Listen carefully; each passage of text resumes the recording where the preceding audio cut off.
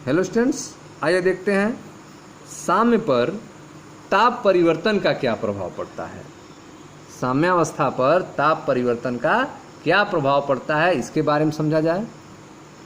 जब कभी दाब या आयतन में परिवर्तन के कारण साम्य सांद्रता विक्षुब्ध होती है, ठीक है, जब कभी दाब या आयतन में परिवर्तन के कारण साम्य सांद्रता डिस्टर्ब होती है, विक्षुब्ध होती है, तब साम्य मिश्रण का संगठन परिवर्तित होता है।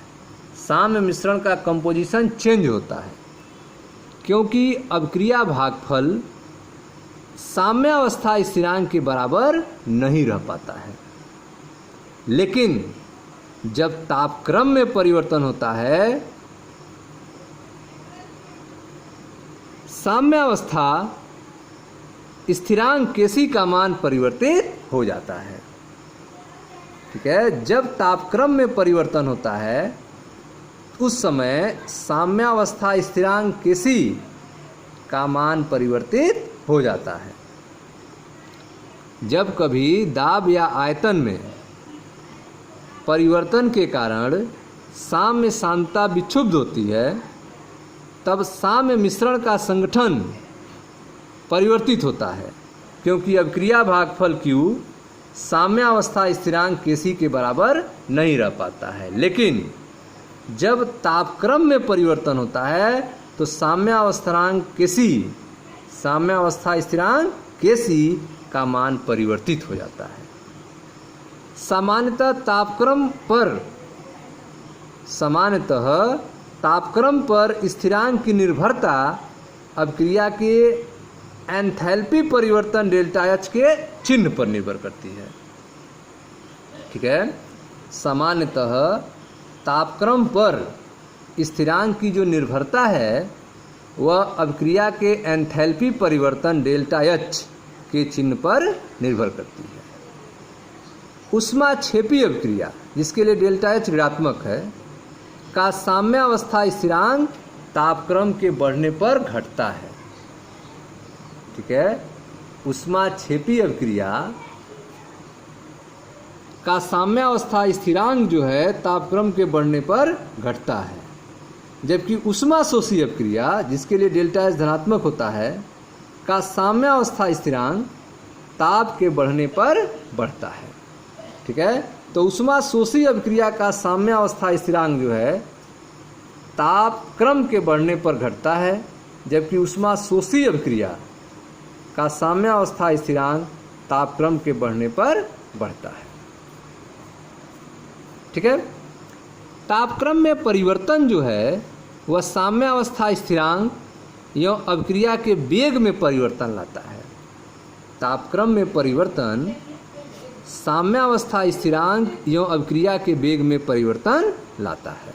निम्नलिखित अभिक्रिया के अनुसार अमोनिया का उत्पादन, ठीक है, निम्नलिखित अभिक्रिया के अनुसार अमोनिया का उत्पादन nitrogen gas plus hydrogen gas उत्क्रमणीय अमोनिया गैस के लिए डेल्टा H बराबर -92.38 किलो जूल पर मोल, अर्थात यह अभिक्रिया जो है ऊष्माक्षेपी अभिक्रिया है, यह ऊष्माक्षेपी प्रक्रम है, अर्थात साम्यावस्था स्थिरांक तापक्रम के बढ़ने पर घटता है।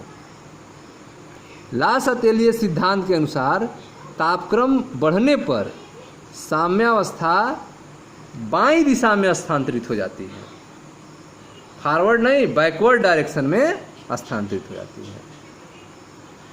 आप पढ़ रहे हैं ताप परिवर्तन का प्रभाव के बारे में।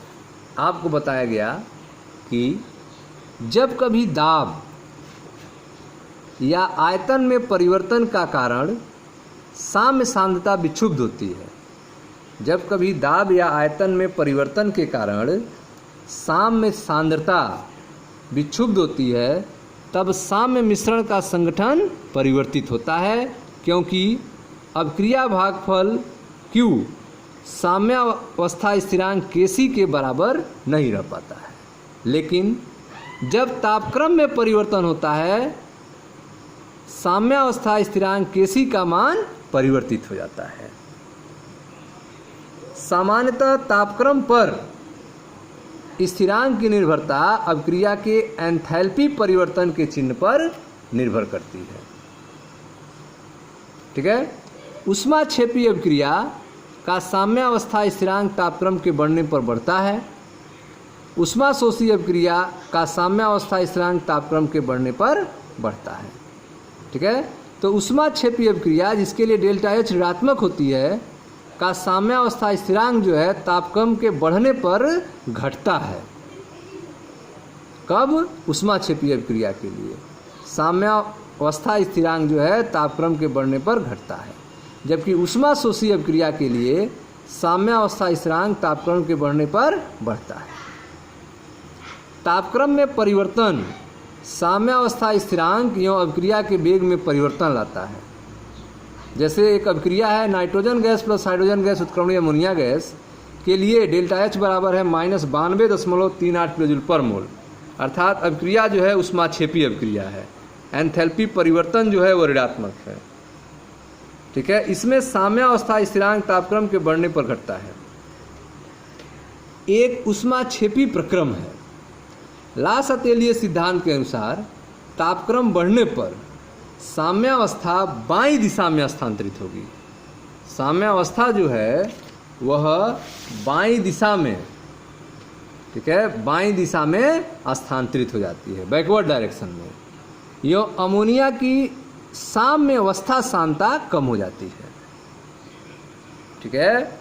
बैकवर्ड डायरेक्शन में अभिक्रिया स्थानांतरित हो जाती है, जिससे अमोनिया की साम्यावस्था सांद्रता कम हो जाती है। अन्य शब्दों में कम तापक्रम अमोनिया की उच्च लब्धि के लिए उपयुक्त है।